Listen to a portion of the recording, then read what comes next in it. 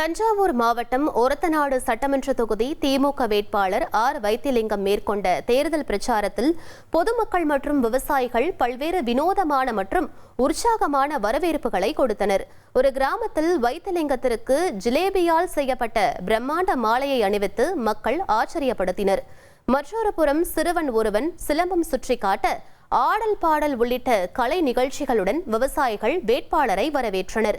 பல இடங்களில் குதிரைகள் பூட்டப்பட்ட சாரட் வண்டியில் வேட்பாளரை அழைத்து வந்து மக்கள் தங்கள் ஆதரவை வெளிப்படுத்தினர். மேலும் வேல் மற்றும் வாள் போன்றவை வேட்பாளருக்கு பரிசாக வழங்கப்பட்டது.